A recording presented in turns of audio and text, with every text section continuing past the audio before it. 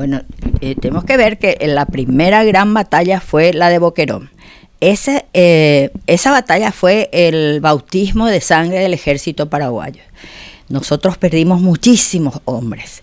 El ejército paraguayo tuvo, después de 20 días de estar sitiando este lugar, este Boquerón, que nos costó sudor y lágrimas retomar, porque el colegio militar tuvo que ir con sus cadetes y el colegio militar cayó con sus principales hombres jóvenes que se estaban preparando, no para la guerra, realmente para ellos también fue el bautismo de sangre, pero finalmente esa gran victoria que se tuvo en Boquerón fue el aliciente más grande que tuvo el pueblo paraguayo y el ejército paraguayo.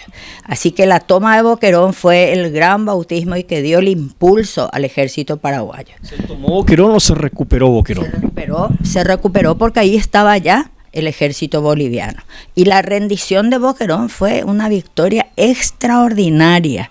Entonces, con esa victoria que se tuvo en Boquerón, nuevamente entonces la fuerza que tuvo el ejército paraguayo hizo que nuevamente se rearme todo el ejército. Estigarribia tomó el mando con todas las fuerzas y logró el respeto de todos los demás componentes del ejército y pudo dirigir este ejército hasta el final de la guerra.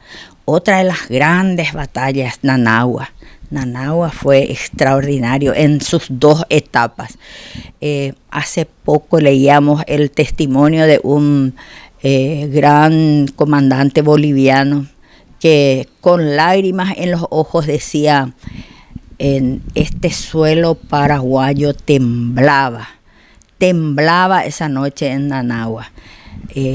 Cuerpos que volaban hasta la punta de los árboles. Esa noche trágica en Nanagua era indescriptible para ellos.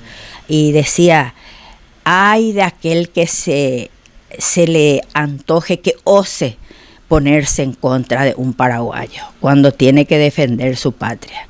Ojalá que nunca nadie más se ponga en contra de un paraguayo. Y es así. Hemos dado testimonios de esto, los paraguayos. Nuestra patria es sagrada. Lo crucial fue realmente ya llegando al año 1935, ¿verdad? Cuando ambos ejércitos estaban tremendamente disminuidos. Económicamente. 3 años duró la guerra, pero Bolivia creía que iba a ser una invasión nomás. Ellos pensaron que venían, invadían y nos liquidaban y se posicionaban y estaban, ¿verdad? No les fue fácil. Tenían luchas internas entre los mandos, ellos tuvieron terribles momentos internos, mientras que nosotros nos manteníamos firmes con un comandante que fue Estigarribia, con grandes comandantes de nuestros ejércitos y nuestros hombres que cada vez estaban más fuertes, con más espíritu. Entonces llegamos al 35, momentos en que las negociaciones de paz se estaban dando también ya en todo el mundo. Esto era digamos que un comentario mundial, la intervención de los otros países. Tenemos que decir que fue una comisión de paz que trataba por todos los medios también de lograr que se llegue a un acuerdo. Y ya en el 35, lo que realmente despertó una situación límite para Bolivia fue en el 16 de enero, los paraguayos llegan al Parapiti.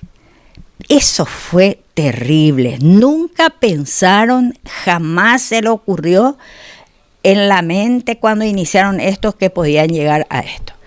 Esa llegada al Parapiti fue, digamos, la bomba que destapó, que despertó que realmente esa era la guerra, porque estaban a paso de los pozos petrolíferos, estaban a paso de las grandes ciudades que tenían, de sus centros poblacionales. Entonces llega también esa misma inquietud a los otros países y dicen, bueno, acá algo tenemos que hacer. ¿Como la guerra o nos invaden ellos? Esto ¿en qué va a terminar, verdad? En ese momento, en nuestro ejército, tiene que hacer una contraofensiva en Ingavi. Ingavi estaba también en un sector al noreste de nuestro Chaco, rodeado por 3 compañías de ejército de Bolivia, con la intención de tomar ese puesto. Si ese lugar era tomado por el ejército boliviano, es muy probable que ya dominen totalmente, porque nosotros estábamos desprotegidos, casi sin armas, casi sin hombres, nuestro ejército estaba diezmado. Y ahí reacciona el ejército paraguayo, hace una contraofensiva. Nuestro famoso cerco nosotros teníamos ese famoso cerco que hacíamos rodear, lleva a organizar a ese grupo. Le rodean a los 3 cuerpos de ejército boliviano que tenían y hacen un contraataque y pueden dominar con el batallón 40 paraguayo, que hacen una línea de 1, dice, cada 20 metros un soldado. Fue imposible para los bolivianos romper ese cerco y no tiene más que rendirse. Del 4 al 8 de junio del 35, no tiene más que rendirse cuando tiene una baja tremenda.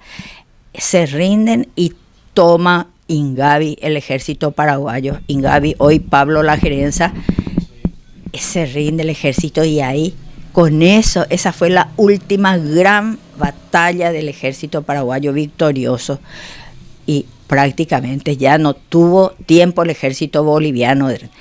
Con esa acción, ¿quiénes dirigían esos 3 cuerpos de ejército bolivianos que se entregaron? 3 comandantes chilenos. Es decir, ellos ya no tenían ni siquiera en el mando del campo de acción gente que pudieran.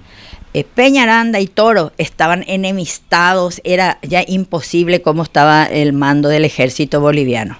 Y mandan un emisario a Buenos Aires, donde se reunía el Cuerpo de Paz, y le dicen, por favor, hagan algo, ya no podemos más. Logren la paz, logren a una amnistía, porque ya no damos. Ese mensaje llega. Y allá los embajadores entonces llegan al acuerdo. Riar por Paraguay, Lilio por Bolivia, y los embajadores de los países que estaban, Brasil, Perú, Uruguay, Chile, y llegan a un acuerdo. Mientras eso, el embajador boliviano dice, todavía no se enteró de lo que pasó en Ingavi, hacía horas, y dice, no, tenemos una esperanza. Ese grupúsculo de paraguayos que están no va a poder contra Ingavi. Nosotros estamos ahí. ¿Por qué defendían Ingavi? Porque estaba a pasos de Ravelo, y en Ravelo estaban los pozos petrolíferos. Entonces, para ellos era crucial ganarse ese espacio, ¿verdad?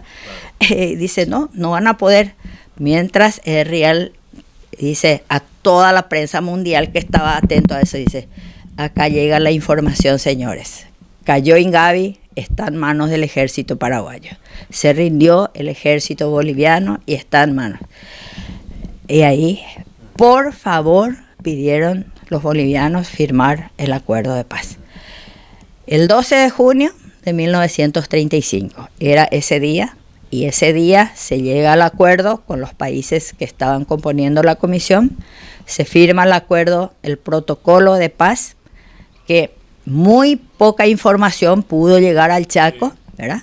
Los pocos que se enteraron, bueno, una salva de fusilada de todas las pocas armas que tenían, pero realmente el cese de paz fue el 14, 2 días después que sí llega la información, y ya hubo un abrazo final entre todos y cesa el fuego, y se reorganizan las fuerzas para empezar a volver de vuelta cada uno ya a sus lugares, ¿verdad?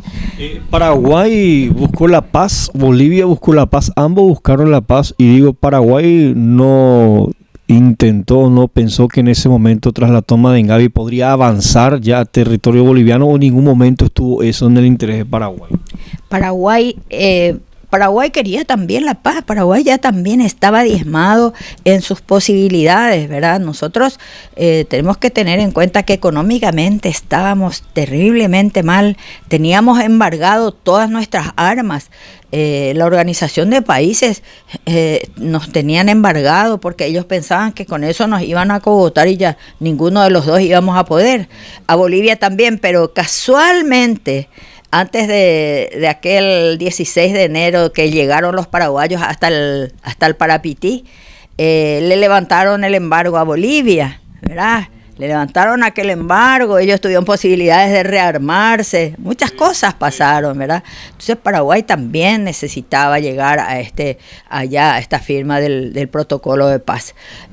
Nosotros, nuestra intención, desde luego, no estaba en miras a llegar a ocupar espacios en el territorio boliviano. Nuestra intención era recuperar nuestro territorio y nosotros hemos ganado más de 150 kilómetros cuadrados de territorio. Si nosotros nos posicionamos muy bien, lastimosamente después del acuerdo, Paraguay tuvo que firmar un acuerdo secreto que impuso, que exigió a Estados Unidos.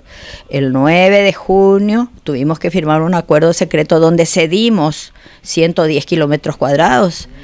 Y por eso Bolivia hasta hoy tiene un puerto sobre el río Paraguay, ¿verdad? Que por suerte este puerto, el único que tiene sobre la costa que podría llevarla hasta el Atlántico, hoy está sin uso, ellos no le dan uso, está sin ninguna acción, pero esa fue una de las sesiones que tuvimos que hacer para poder llegar a ese acuerdo de paz. Sin embargo, hemos recuperado, dice claramente el acuerdo de todo este gran Chaco por el cual peleamos, 3/4 partes para Paraguay y 1/4 parte para Bolivia. Imagínense lo que hubiera sido si nos quedábamos en casa, hubiera sido al revés seguramente, ¿verdad?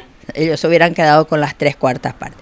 Lastimosamente después para los dos, más para Bolivia, se pudo comprobar que tal interés que tuvo la Standard Oil, y si fue ese el gran motivo, no había petróleo en toda esa zona, o no hay petróleo en toda esa zona, ¿verdad? Pero nosotros recuperamos esta riqueza que es el Chaco, ¿verdad? Que es nuestro y que va a ser siempre nuestro.